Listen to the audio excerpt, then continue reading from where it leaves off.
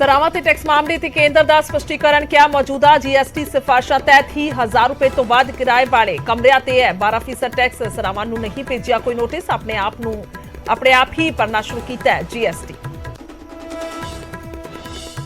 ਘਰੇਲੂ ਉਡਾਣਾਂ ਦੇ ਵਿੱਚ ਸਿੱਖਾਂ ਨੂੰ ਕਿਰਪਾਨ ਪਹਿਨਣ ਦੀ ਛੋਟ ਦੇ ਖਿਲਾਫ ਪਟੀਸ਼ਨ ਤੇ ਅੱਜ ਸੁਪਰੀਮ ਕੋਰਟ ਦੇ ਵਿੱਚ ਸੁਣਵਾਈ। ਹਿੰਦੂ ਸੈਨਾ ਨੇ ਪਾਈ ਹੈ ਅਰਜ਼ੀ। ਕਿਰਪਾਨ ਵਾਲੀ ਛੋਟ ਨੂੰ ਜਹਾਜ਼ ਦੇ ਵਿੱਚ ਮੌਜੂਦ ਬਾਕੀ ਮੁਸਾਫਰਾਂ ਦੇ ਲਈ ਦੱਸਿਆ ਖਤਰਾ। 15 ਅਗਸਤ ਤੋਂ ਪਹਿਲਾਂ ਹਰਿਆਣਾ ਦੇ ਵਿੱਚ ਵੱਡੀ ਸਾਜ਼ਿਸ਼ ਨਾਕਾਮ। ਕੁਰੂਕਸ਼ੇਤਰ ਦੇ ਵਿੱਚ ਹਾਈਵੇ ਕੰਢੇ ਟਾਈਮਰ ਦੇ ਨਾਲ ਮਿਲਿਆ 1.5 ਕਿਲੋ ਆਰਡੀਐਕਸ। ਤਰਨਤਾਰਨ ਦੇ ਸ਼ਖਸ ਦੀ ਨਿਸ਼ਾਨਦੇਹੀ ਤੇ ਐਸਟੀਐਫ ਨੇ ਡਿਫਿਊਜ਼ ਕੀਤਾ ਵਿਸਫੋਟਕ। ਪੰਜਾਬ ਦੇ ਸਰਹੱਦੀ ਇਲਾਕਿਆਂ ਦੇ ਵਿੱਚ ਪੁਲਿਸ ਦਾ ਵੱਡਾ ਸਰਚ ਆਪਰੇਸ਼ਨ। 7 ਜ਼ਿਲ੍ਹਿਆਂ ਦੇ ਵਿੱਚ 550 ਕਿਲੋਮੀਟਰ ਬਾਰਡਰ ਏਰੀਆ ਦੇ ਵਿੱਚ ਕੀਤੀ ਚੈਕਿੰਗ। ਅਜਨਾਲਾ ਦੇ ਵਿੱਚ ਖੁਦ ਏਡੀਜੀਪੀ ਨੇ ਸਾਂਭਿਆ ਮੋਰਚਾ। ਬੋਲੇ ਗੈਂਗਸਟਰ, ਡਰੋਨ ਤੇ ਨਸ਼ਾ ਤਸਕਰ ਨੇ ਵੱਡੀ ਚੁਣੌਤੀ। ਮੂਸੇਵਾਲਾ ਕਤਲकांड ਦੇ ਵਿੱਚ ਇਸਤੇਮਾਲ ਬੋਲੈਰੋ ਨੂੰ ਲੈ ਕੇ ਵੱਡਾ ਖੁਲਾਸਾ। ਯੂਪੀ ਦੇ ਫਤਿਹਪੁਰ ਤੋਂ ਫਰਵਰੀ ਮਹੀਨੇ ਦੇ ਵਿੱਚ ਖਰੀਦੀ ਗਈ ਸੀ ਬੋਲੈਰੋ। ਰਾਜਸਥਾਨ ਦੇ ਗੈਂਗਸਟਰ ਰੋਹਿਤ ਗੋਦਾਰਾ ਨੇ ਖਰੀਦੀ ਸੀ ਗੱਡੀ। ਮਹਿੰਗਾਈ ਅਤੇ ਜੀਐਸਟੀ ਦੇ ਮੁੱਦੇ ਤੇ ਅੱਜ ਦੇਸ਼ ਭਰ ਦੇ ਵਿੱਚ ਕਾਂਗਰਸ ਦਾ ਪ੍ਰਦਰਸ਼ਨ। ਦਿੱਲੀ ਦੇ ਵਿੱਚ ਖੁਦ ਰਾਹੁਲ ਗਾਂਧੀ ਸਾਂਭਣਗੇ ਕਮਾਨ। ਚੰਡੀਗੜ੍ਹ ਦੇ ਵਿੱਚ ਪੰਜਾਬ ਕਾਂਗਰਸ ਦੇ ਵੱਲੋਂ ਰਾਜ ਭਵਨ ਘੇਰਨ ਦੀ ਤਿਆਰੀ। ਅੱਜ ਸੰਗਰੂਰ ਦੌਰੇ ਤੇ ਮੁੱਖ ਮੰਤਰੀ ਭਗਵੰਤ ਮਾਨ। ਮਸਤੂਆਣਾ ਸਾਹਿਬ ਦੇ ਵਿੱਚ ਬਣਨ ਵਾਲੇ ਮੈਡੀਕਲ ਕਾਲਜ ਦਾ ਰੱਖਣਗੇ ਨੀਂਹ ਪੱਥਰ। ਸੂਬਾ ਪੱਧਰੀ ਵਣ ਮਹੋਤਸਵ ਦੇ ਵਿੱਚ ਹੋਣਗੇ ਸ਼ਾਮਲ। ਪਾਣੀ ਦੇ ਮੁੱਦੇ ਤੇ ਅੱਜ ਮੋਹਾਲੀ ਦੇ ਵਿੱਚ ਕਿਸਾਨ ਜਥੇਬੰਦੀਆਂ ਦਾ ਵੱਡਾ ਪ੍ਰਦਰਸ਼ਨ। ਰਾਜੇਵਾਲ ਦੀ ਅਗਵਾਈ ਦੇ ਵਿੱਚ 6 ਜਥੇਬੰਦੀਆਂ ਕਰਨਗੀਆਂ ਚੰਡੀਗੜ੍ਹ ਦੇ ਵੱਲ ਕੂਚ। ਹੁਣ ਪੰਜਾਬ ਦੇ ਵਿੱਚ ਵੀ ਜਾਨਵਰਾਂ 'ਚ ਲੰਪੀ ਸਕਿਨ ਬਿਮਾਰੀ ਨੇ ਵਧਾਈ ਪਰੇਸ਼ਾਨੀ। 10,000 ਤੋਂ ਵੱਧ ਜਾਨਵਰ ਚਪੇਟ ਦੇ ਵਿੱਚ, ਕਰੀਬ 300 ਦੀ ਮੌਤ। ਸਰਕਾਰ ਨੇ ਜਾਰੀ ਕੀਤਾ ਅਲਰਟ। ਪਸ਼ੂ ਪਾਲਣ ਵਿਭਾਗ ਦੇ ਮੁਲਾਜ਼ਮਾਂ ਦੀਆਂ ਛੁੱਟੀਆਂ ਰੱਦ। ਜਲਾਲਾਬਾਦ ਦੇ ਵਿੱਚ ਮਹਿਲਾ ਜੇਈ 25,000 ਦੀ ਰਿਸ਼ਵਤ ਲੈਂਦਿਆਂ ਰੰਗੇ ਹੱਥੀ ਕਾਬੂ। ਵਿਜੀਲੈਂਸ ਨੇ ਕੀਤਾ ਗ੍ਰਿਫਤਾਰ। ਪੰਚਾਇਤੀ ਜ਼ਮੀਨ ਤੇ ਸਰਕਾਰੀ ਸਕੀਮ ਤਹਿਤ ਬੂਟੇ ਲਾਉਣ ਦੇ ਲਈ ਲੈ ਰਹੀ ਸੀ ਰਕਮ। ਪਟਿਆਲਾ ਦੇ ਵਿੱਚ ਪੋਲੋ ਗਰਾਊਂਡ ਦੇ ਨੇੜੇ ਕਾਰ ਪਾਰਕਿੰਗ ਨੂੰ ਲੈ ਕੇ ਹੰਗਾਮਾ। ਮਹਿਲਾ ਨੇ ਗੁੱਸੇ ਦੇ ਵਿੱਚ ਨੌਜਵਾਨ ਦੇ ਜੜਿਆ ਥੱਪੜ। ਤਸਵੀਰਾਂ ਸੀਸੀਟੀਵੀ 'ਚ ਕੈਦ।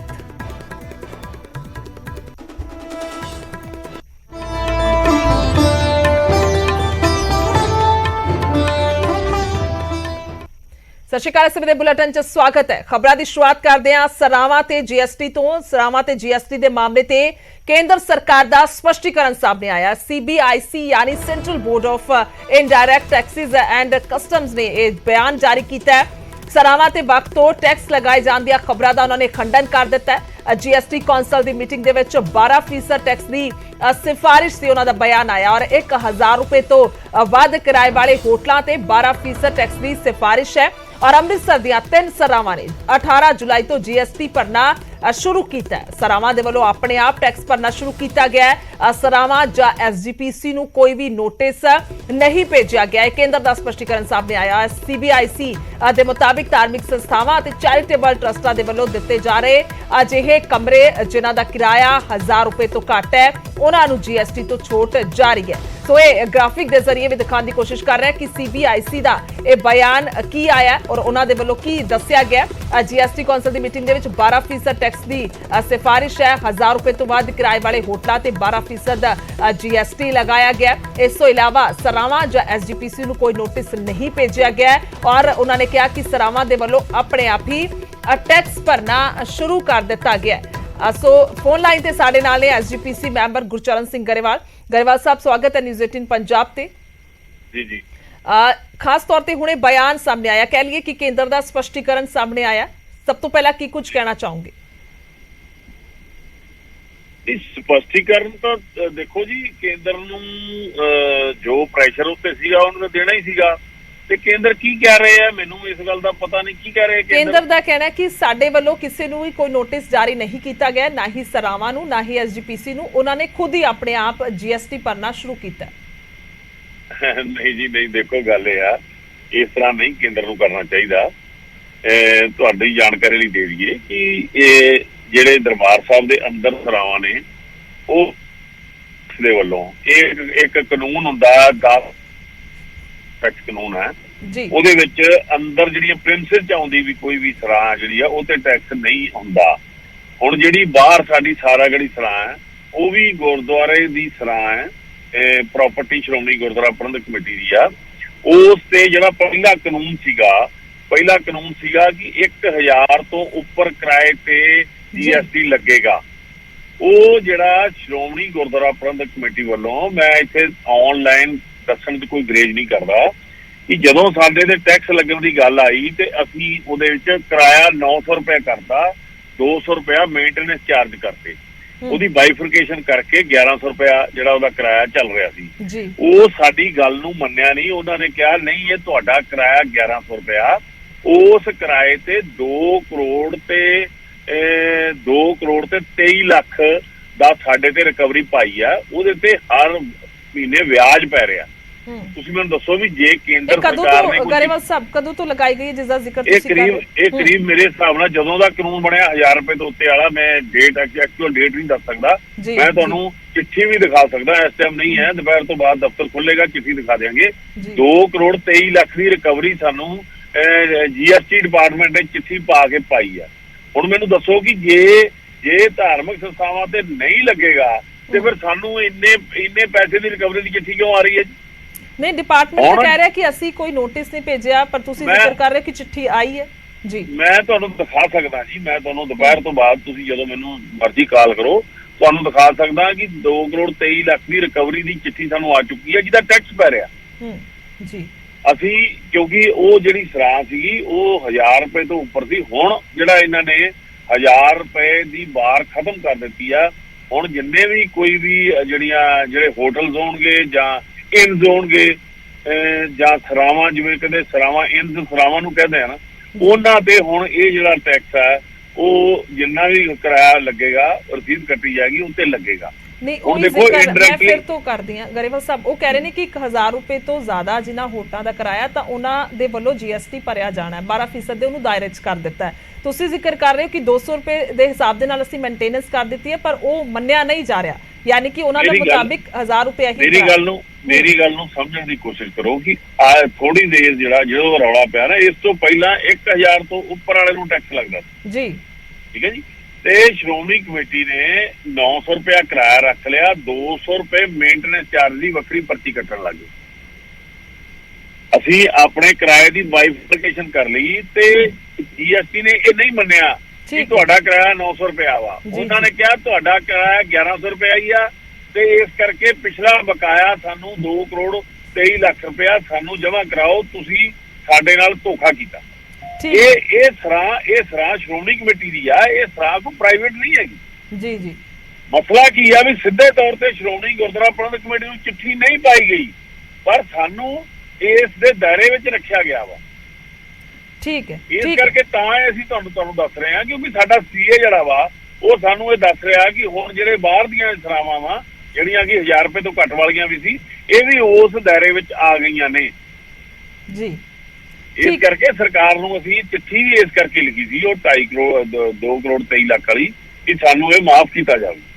ਠੀਕ ਹੈ ਗਰੇਵਾਲ ਸਾਹਿਬ, ਧੰਨਵਾਦ ਹੈ ਜੁੜਨ ਦੇ ਲਈ ਔਰ तमाम ਗੱਲਬਾਤ ਦੇ ਲਈ। ਤਾਂ ਮੁੱਕਦੀ ਗੱਲ ਜਾਂ ਕਹਿ ਲਈਏ ਕਿ ਮਸਲਾ ਇੱਥੇ ਹੈ, ਇੱਕ ਪਾਸੇ ਜੇਕਰ ਬਿਆਨ ਦੀ ਗੱਲ ਕਰਦੇ ਆ ਡਿਪਾਰਟਮੈਂਟ ਦੀ, ਤਾਂ ਉਹਨਾਂ ਦਾ ਕਹਿਣਾ ਹੈ ਕਿ ਅਸੀਂ ਕੋਈ ਨੋਟਿਸ ਨਹੀਂ ਭੇਜਿਆ, ਪਰ SGPC ਦਾ ਇਹ ਦਾਅਵਾ, ਉਹਨਾਂ ਦਾ ਇਹ ਕਹਿਣਾ ਹੈ ਕਿ ਸਾਨੂੰ ਸਿੱਧੇ ਤੌਰ ਤੇ ਕੋਈ ਚਿੱਠੀ ਨਹੀਂ ਆਈ ਹੈ, ਪਰ ਸਾਨੂੰ GST ਦੇ ਦਾਇਰੇ ਦੇ ਵਿੱਚ ਰੱਖਿਆ ਗਿਆ ਔਰ ਸਾਨੂੰ ਬਕਾਇਦਾ ਜਿਹੜਾ ਨੋਟਿਸ ਹੈ ਉਸ ਦੇ ਲਈ ਆਇਆ ਹੈ ਕਿ ਇਹ ਬਕਾਇਆ ਜਿਹੜਾ ਉਹ ਦਿੱਤਾ ਜਾਵੇ ਔਰ 2 ਕਰੋੜ ਦੇ ਹਿਸਾਬ ਦੇ ਨਾਲ ਉਹ ਬਕਾਇਆ ਦੱਸਿਆ ਜਾ ਰਿਹਾ ਹੈ। ਕਾਫੀ ਵੱਡੀ ਅਮਾਉਂਟ ਹੈ ਔਰ ਉਸ ਨੂੰ ਲੈ ਕੇ ਵਿਵਾਦ ਵੀ ਲੰਬੇ ਸਮੇਂ ਤੋਂ ਛਿੜਿਆ ਹੋਇਆ, ਪਰ ਹੁਣ ਕਿਤੇ ਨਾ ਕਿਤੇ ਜੋ ਕੇਂਦਰ ਦਾ ਸਪਸ਼ਟੀਕਰਨ ਆਇਆ ਤਾਂ ਉਸ ਤੇ ਬਿਆਨ SGPC ਦਾ ਆ ਚੁੱਕਿਆ। ਉਧਰ ਘਰੇਲੂ ਉਡਾਣਾਂ ਦੇ ਵਿੱਚ ਸਿੱਖਾਂ ਨੂੰ ਕਿਰਪਾਨ ਦੀ ਛੋਟ ਦਾ ਮਾਮਲਾ ਹੈ ਔਰ ਛੋਟ ਦੇ ਖਿਲਾਫ ਦਾਖਲ ਪਟੀਸ਼ਨ ਤੇ ਦੱਸਦੇ ਕਿ ਅੱਜ ਸੁਣਵਾਈ ਹੋਣੀ ਹੈ। ਸੁਪਰੀਮ ਕੋਰਟ ਦੇ ਵਿੱਚ ਸੁਣਵਾਈ ਹੋਏਗੀ। ਹਿੰਦੂ ਸੈਨਾ ਨੇ ਇਹ ਅਰਜ਼ੀ ਦਾਖਲ ਕੀਤੀ ਹੈ ਔਰ ਕਿਰਪਾਨ ਦੀ ਛੋਟ ਬਾਕੀ ਮੁਸਾਫਰਾਂ ਦੇ ਲਈ ਖਤਰਾ ਹੈ, ਪਟੀਸ਼ਨ ਕਰਤਾ ਦਾ ਕਹਿਣਾ ਹੈ।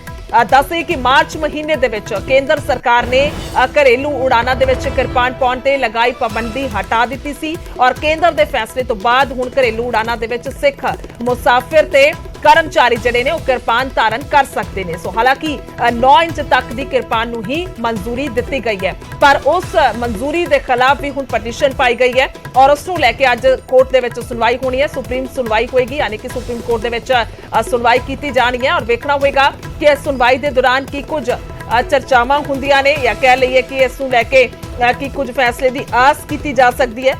फोन लाइन पे ने पत्रकार सुशील पांडे दिल्ली तो। सुशील, क्या कुछ जानकारी?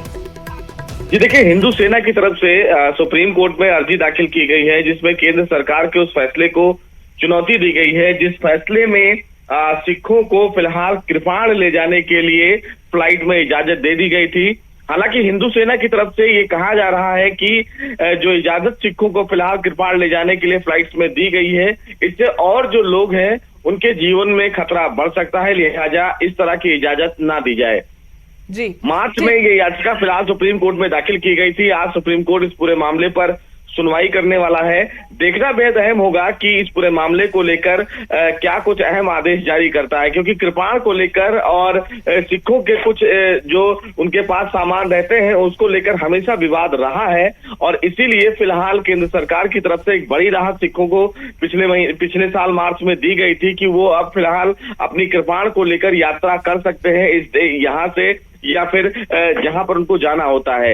इससे पहले फिलहाल कृपाण ले जाने की इजाजत नहीं थी, लेकिन जब सरकार ने ये फिलहाल इजाजत दी उसके बाद सुप्रीम कोर्ट में हिंदू सेना की तरफ से अर्जी दाखिल की गई और ये कहा गया कि समान नागरिकों का सम्मान करते हुए अगर सिखों को ये इजाजत दी जाती है तो जो तमाम नागरिक उनके साथ यात्रा करते हैं उनकी जान को खतरा बढ़ जाएगा। अब ऐसे में देखना भी बेहद अहम होगा कि जब देश की अदालत इस पूरे मामले पर सुनवाई करेगी तो याचिकाकर्ता के द्वारा जो दलीलें दी जाती हैं उन दलीलों से सुप्रीम कोर्ट कितना संतुष्ट होता है। ठीक है सुशील, धन्यवाद तमाम जानकारी के लिए। सो किरपान ते सुप्रीम कोर्ट दे विच सुनवाई है और अज वेखना होगा कि कुछ सुनवाई के दौरान अहम दलीलां हुंदियां ने ते नाल ही फैसला।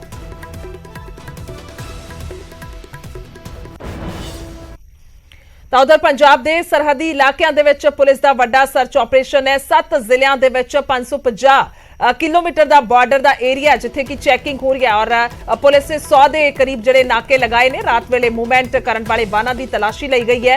अजनाला दे विच दस्सी कि खुद एडीजीपी नरेश अरोड़ा ने यह मोर्चा सांभिया। सैकेंड लाइन ऑफ डिफेंस ते बीएसएफ दे नाल मिल के यह सारी चैकिंग की गई है। गैंगस्टरवाद, ड्रोन और नशा तस्करी एक वड्डी चुनौती है। एडीजीपी का बयान सामने आया तो तस्वीरां जड़ियां ने तुहानूं विखा रहे हैं किस तरह दे नाल पूरी डूंघाई दे नाल इत्थे जांच की गई है या कह लईए तलाशी ली गई है इन्हां वाहनां दी, क्योंकि अमूमन तौर ते वेखिया जांदा है कि सरहदी इलाकिਆਂ ਦੇ ਵਿੱਚ ਵੱਡੀ ਤਾਦਾਦ ਜਿਹੜੀ ਹੈ ਉਹ ਅਜਿਹੇ ਲੋਕਾਂ ਦੀ ਹੁੰਦੀ ਹੈ ਜਿਹੜੇ ਕਿ ਨਸ਼ਾ ਇਧਰੋਂ ਤੋਂ ਉਧਰ ਸਪਲਾਈ ਕਰਦੇ ਨੇ। ਸੋ ਉਸ ਨੂੰ ਲੈ ਕੇ ਹੁਣ ਕਹਿ ਸਕਦੇ ਆ ਕਿ ਅਭਿਆਨ ਚਲਾਇਆ ਗਿਆ।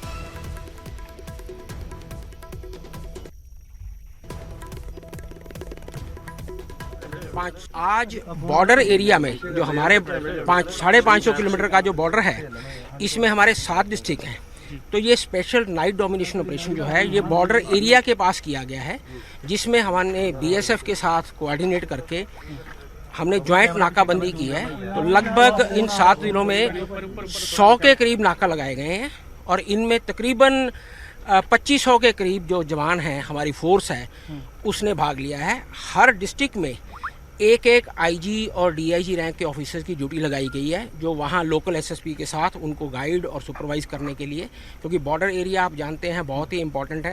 तो आज इस ऑपरेशनल पार्ट में ये बॉर्डर एरिया को कवर किया जा रहा है। ड्रोन की एक्टिविटी जो है वो बहुत बड़ा चैलेंज है। वो पंजाब पुलिस के लिए भी, बीएसएफ के लिए, सारे देश की सिक्योरिटी के लिए एक बहुत बड़ा चैलेंज है, क्योंकि ये एक नई टेक्निक है जिससे दुश्मन देश या जो भी एंटी सोशल एलिमेंट्स हैं अब इस चैलेंज को हमें उन्हीं की टेक्नोलॉजी इंप्रूव करके और अपनी स्ट्रेटजीज चेंज करके ये उसी ही दिशा में एक ये कदम है जो आज का आपने ये नाइट डोमिनेशन। गैंगस्टर्स के अलावा और क्या आपको लगता है कि सबसे टैकल करने वाली मुश्किल कौन सी है गैंगस्टर के अलावा? जो गैंगस्टर या एंटी सोशल एलिमेंट के अलावा बेसिकली आज के टाइम में नार्को टेररिज्म है।